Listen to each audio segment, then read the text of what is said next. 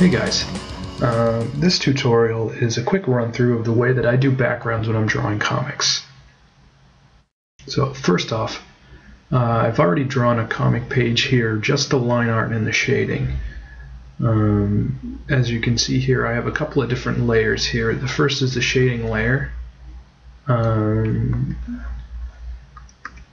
Let's zoom in right over here. This is the shading layer. The topmost layer is just the borders of the page, and the middle layer is a combination of a duplication of the borders, page borders, and the line art. And you'll see why I do this. The reason why I have an extra border layer on top of it is in case I put any text in here that I don't want to go through that border, I'll usually paste it above the lines but underneath the top layer so that the border covers up that. Stuff like sound effects and stuff that kind of go off the page, but you don't want it to kind of extend out of this border area. Okay, so basically once you have your line art completed, you want to set up a background layer. And the way to do this is you want to select all the empty spaces. So what I'm going to do is I'm going to use the magic wand tool, go to the layer that has both the line art and the border, and start selecting my spaces. So we got this one, this one, this one, these, and some can be, you don't want to leave any spaces blank. Some can be kind of hard to find, like these in here. And it'll be really annoying because sometimes you have to go back and change it to make sure you've gotten all the spaces. Sometimes you leave little tiny triangular ones blank, and then it's just really annoying later. So make sure that in your first selection you've gotten all the spaces selected. Once you've done that, zoom out, create a new layer, put it on the bottom. I'm going to name it background. Make your brush bigger and just color in this layer. I usually use black first, just to make sure I haven't missed anything. Like if I was using white, you wouldn't be able to see this space here, but since I'm using black. And then I opacity lock the layer, deselect, switch the color to white, and then color in white.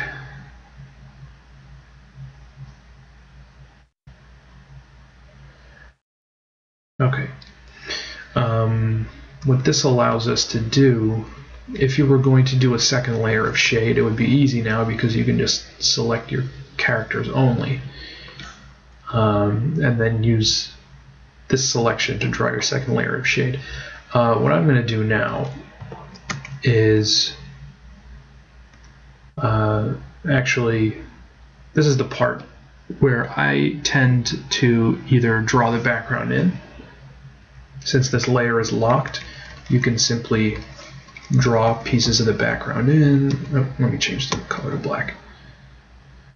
You know, something like that. Maybe he's sitting on a chair or something, you know, and you won't have to worry about drawing around your characters or getting the lines erasing or anything like that, because the layer is locked. So you can draw whatever you want to. It's going to stay in the background. Yeah, but what I was going to say is that this is the point where I tend to use 3D software to assist in drawing backgrounds. And so the software that I use is called Cinema 4D. I have a file open here. I'll just switch over. And this software is pretty nice. It took me a while to learn how to use it, but I basically just experimented around until I found a way that works for me.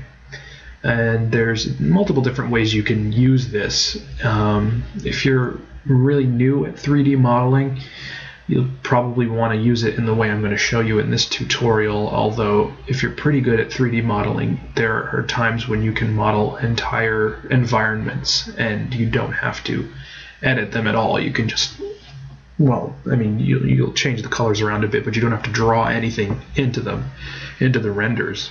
You can just straight up use the renders for backgrounds. I'll give you an example of that.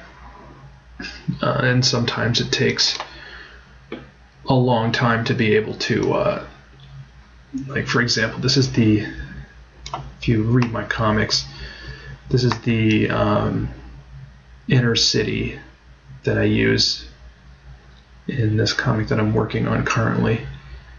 It took a while to render all this and kind of model all this out, but it's very useful because I can basically just lift a render and use it as a background without having to edit it much at all.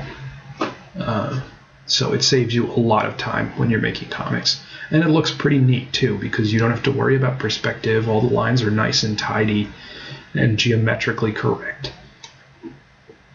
But for now, we're going to look at the other one. We're just going to use this for now. So what you would do here, Cinema 4D is kind of a complex program. It's not that complex, but I'm not really going to go into an in-depth tutorial of how to use it here. I'll just show you that I'm going to lift this image. I'm going to lift this image and use it in my comic page. So I've copied that image. Now I'll paste that image here. And typically when you use renders in Cinema 4D, depending on the effects, the After Effects you give, the lines come out looking really thin. You can't really see anything. So what I typically do is I'll set the layer to multiply and duplicate it, and then press Control E to merge them two layers, duplicate that layer, merge them again, duplicate that layer, and keep on doing this until the lines get really dark. You can see how they're getting pretty dark now. Yeah, I think that's maybe one more because I'm going to shrink it. It's pretty good. Okay, and then what you do from there is you basically set this up wherever you want it to be. So I'm going to shrink it just a bit. Put it over here, maybe tilt it a little bit like that. Good.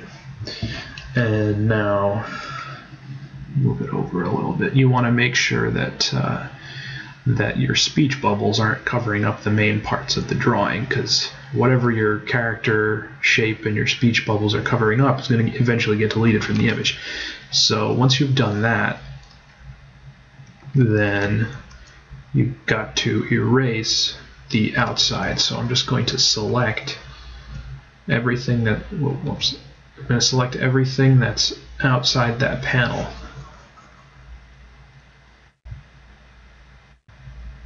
And delete that.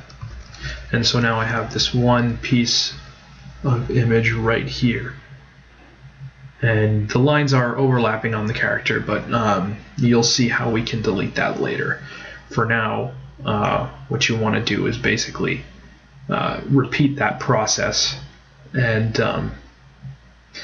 do one guideline basically for every panel that you're going to use a background in. And then, you know, it takes a little bit of time, so I'm going to do that really quickly, and I'll explain what to do from there. Okay. So now I've basically repeated the previous steps that I showed you for each panel in this image that's going to have a background that needs a guide from the original file.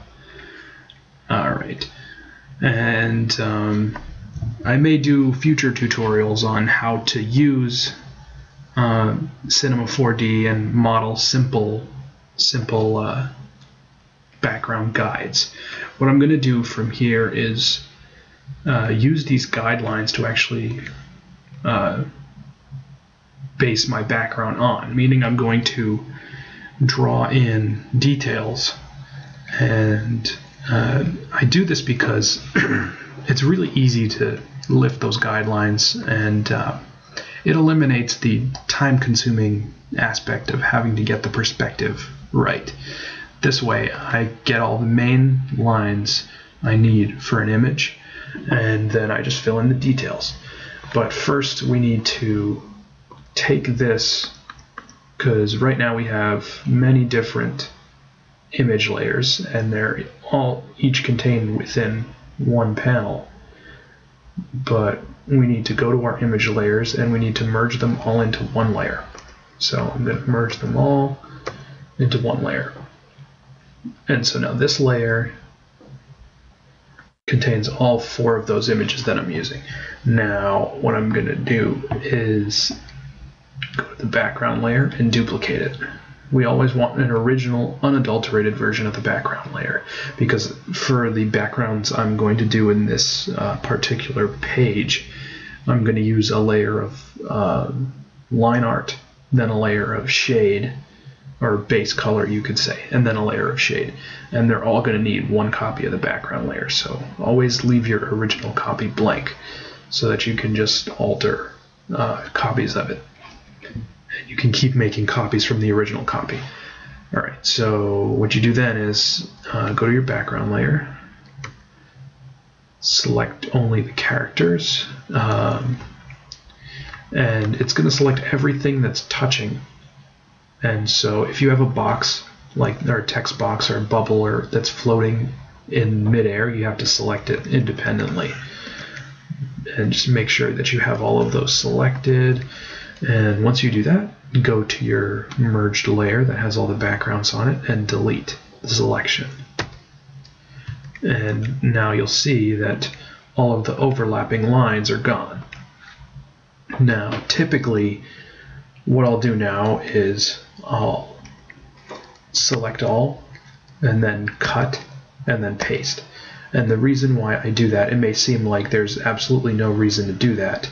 The reason why I do that is because on your original layer, you erased whatever, you erased from each panel everything that was sticking out of the panel, but sometimes there are parts of the image that extend outwards here, and I don't typically like that too.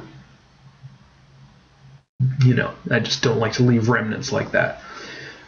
So just select all, cut and paste, and if you're using Sci, it'll paste in the same place automatically. If you're using Photoshop, just Control-Shift-V. Alright, then you can delete that original layer, and you can merge this layer with the copy of the background layer that you have. And now this layer is background locked in the same way that the original background layer was. So what that means is you can't draw inside of your characters. It'll only allow you to draw within the background. And so what I'm going to do here is I'm just going to add details to this part.